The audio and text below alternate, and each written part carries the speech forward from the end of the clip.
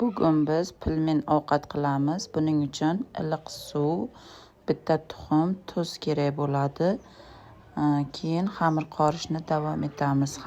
Unimiz qozoq un bo'lishi kerak. Xamirimizni ham qattiqroq xamir qilib qorib olamiz. Keyin xamirimizni dam oldirib, paketchaga solib olib qo'yamiz.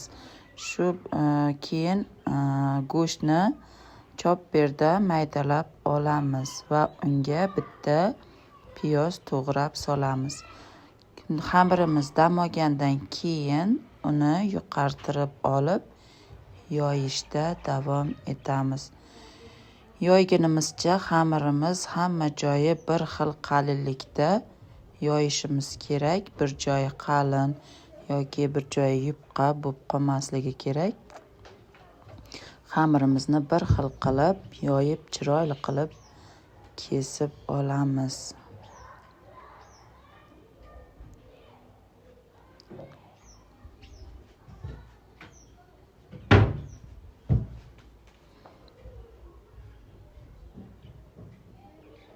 Xamirimizni bir xil qilib yoyib oldim. Ana endi mana shunday ketma-ketlikda taxlab, uni bir xil razmerda kesib chiqamiz. Keyin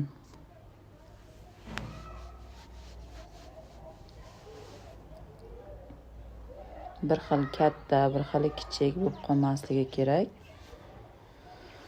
Razmeri bir xil bo'lishi kerak. Qancha pilminchalarimiz kichkina bo'lsa, shuncha chiroyli chiqadi.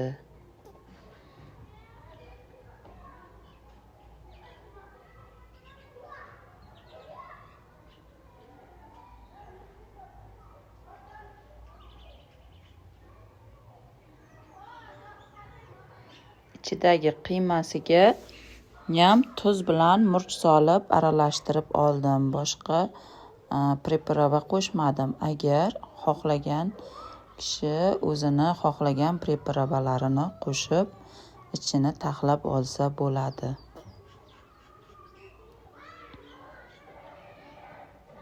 Oxiridan boshlab yana xamirlarimizni bir tekisda taxlab chiqamiz. Birinchi ingichka tarafidan taxlashni boshladim.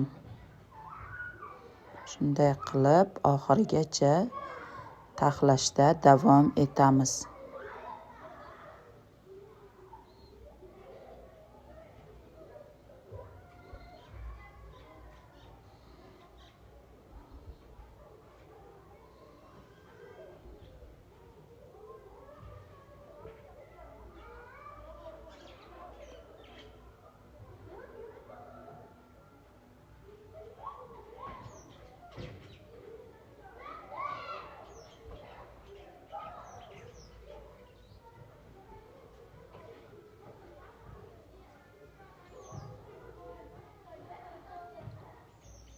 Xamirlarimizni mana shunday ketma-ketlikda taxlab bo'lganimizdan keyin yana bir xil razmerda kesishda davom etamiz.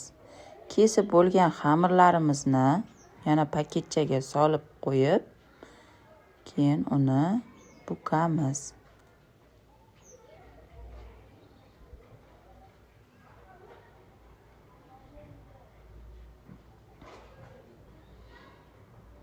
Ichiga qilgan nachinkalarimizdan solib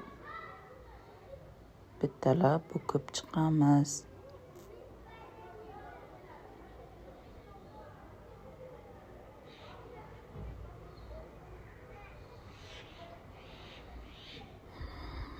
Mana shunday yopishtirgan vaqtimiz bittasi uzun, bittasi kaltaroq qilib yopishtirishimiz kerak.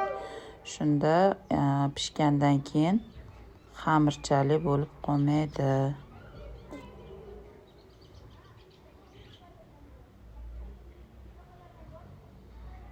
Mana xamirlarimizni ham buqib oldik.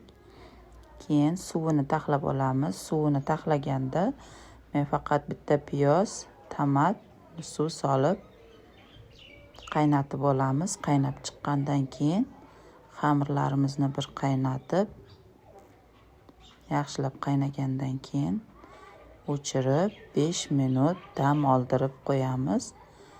Shu bilan ovqatimiz tayyor.